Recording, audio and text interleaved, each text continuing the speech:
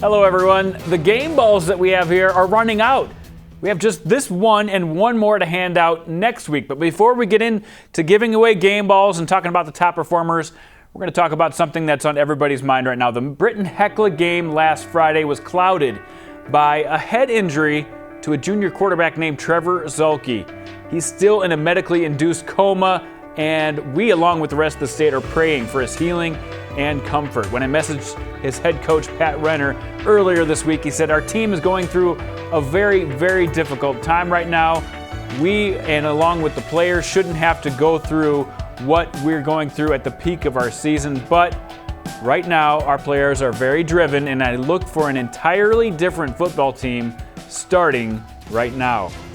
We'll start this week's top performers off with the workhorse in that Britton-Hecla game, Stanley Haskins Jr. He ran for 201 yards and 3 touchdowns on their way to their 28th win in their last 29 games. Stan has had a lot to do with the team's success. Let's continue that list with an A-plus performance from Josh Arlt of Lennox. Lennox got down by 2 scores twice in the game against Madison, but had the grit to come back both times. Josh guided his team to 18 fourth-quarter points and a comeback win over Madison. He ended up logging 255 yards through the air and connected for 4 touchdowns on the night.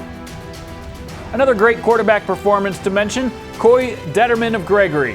He pulled the double century game. Yes, he threw for 107 and ran for 146 on the night as he accounted for 5 touchdowns, and he also made a defensive interception in the game. How about good old Jesse Hastings? I don't know if we've ever had someone make this list with just 4 touches, but Jesse did just that. On all 4 of those touches, took it to the house. Gotta give him some credit for that, and another awesome week for Mr. Hastings. Camden Hett of Hardin County. He's having an unbelievable senior season. He was perfect throwing the football, 6 for 6 against Timberlake, and he also ran for 179 yards and 4 touchdowns in their win last Friday. Michael Johnson of Washington had his biggest game of his career. He ran for nearly 200 yards and scored 2 touchdowns on their way to beating Rapid City Central. Eric Klanchnik of Wolsey-Wessington went for over 200 yards as they beat Sunshine Bible Academy. Raygen Randall of McCook Central had a great night throwing the ball. He almost threw for 300 yards and also accounted for 3 touchdowns on the night as they beat Redfield 63-6. Maguire Raske of Pierre, 11 rushes is all it took to get to 166 yards on the night, and he got 4 touchdowns, and guess what? He did that all before halftime. Congrats to Maguire. Logan Serck of Alcester-Hudson did it all in their 42-34 win over Corsica Stickney. He threw for over 200 yards and then ran for another 100 plus. And he had a hand in every single one of their touchdowns as they got that 1-score win. Big game, sir. Tommy Thompson of Lincoln had a huge game against Stevens. He ran for 2 rushing touchdowns and found 3 different receivers for scores as well.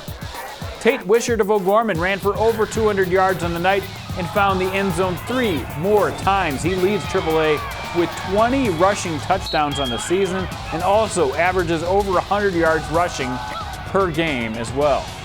But the game ball is going to be given to a junior quarterback who sliced up the #1 team in 9A last Friday.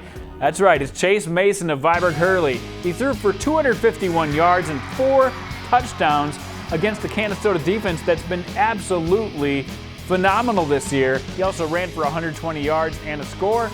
He's the star of the game, and here's Chase after the win.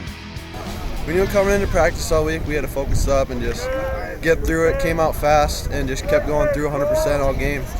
Congrats, Chase, on the big game and the big win. Keep on balling out.